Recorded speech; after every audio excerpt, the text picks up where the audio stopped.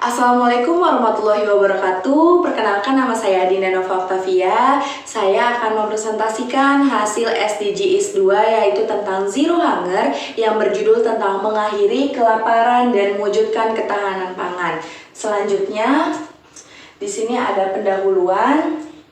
Kelaparan masih menjadi masalah dunia, yaitu di sini ada keterangan grafiknya juga, ada sumbu X dan sumbu Y. Sumbu X-nya tahun 2019 sampai 2023 dan sumbu Y jumlah penduduk kelaparan sampai berjuta orang dan menunjukkan peningkatan signifikan pasca pandemi. Untuk penjelasannya, grafik ini menunjukkan bahwa jumlah penduduk dunia yang mengalami kelaparan terus meningkat dan stigma di angka sekitar 735 juta jiwa. Artinya dunia masih belum berhasil keluar dari krisis pangan global. Dan di sini meskipun teknologi pangan terus berkembang, faktanya jutaan manusia masih tidak mampu memenuhi kebutuhan pangan dengan dasar.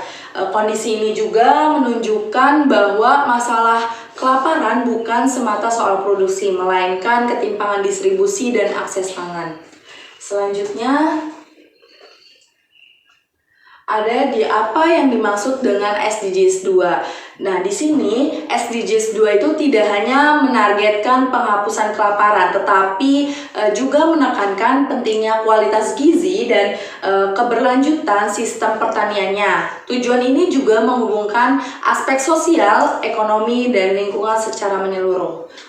Untuk selanjutnya,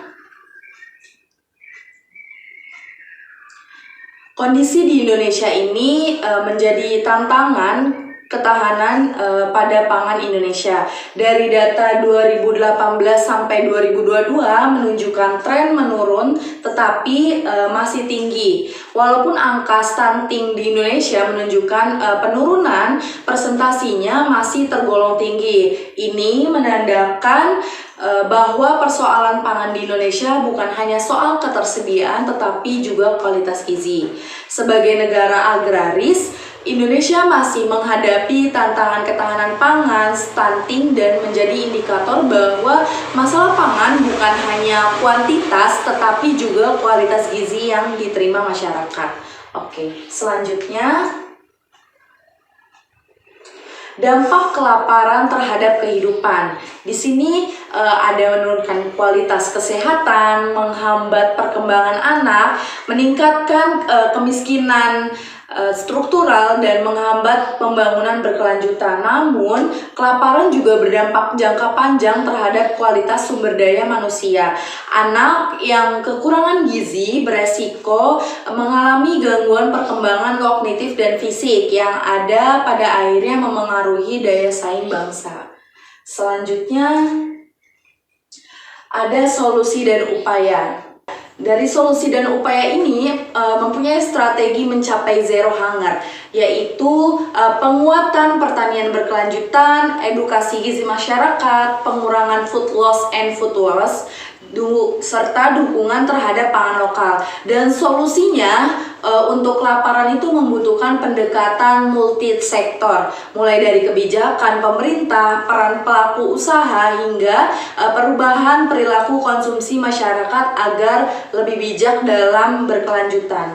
Oke, selanjutnya, peran mahasiswa dalam peran generasi muda dalam SDGs 2, yaitu tidak membuang makanan, mendukung produk lokal, dan kampanye kepada masyarakat tentang gizi seimbang serta mengedukasi. Selanjutnya ada penutup. Dari SDGs 2 Zero Hunger ini, Zero Hunger merupakan tanggung jawab kita bersama, karena pangan adalah hak dasar manusia. SDGs 2 membutuhkan kolaborasi semua pihak, dan aksi kecil hari ini menentukan masa depan. Mewujudkan dunia tanpa kelaparan bukan sekedar target global, melainkan komitmen moral bersama. Perubahan dimulai dari kesadaran dan tindakan individu. Selanjutnya, ini referensi dari yang saya ambil.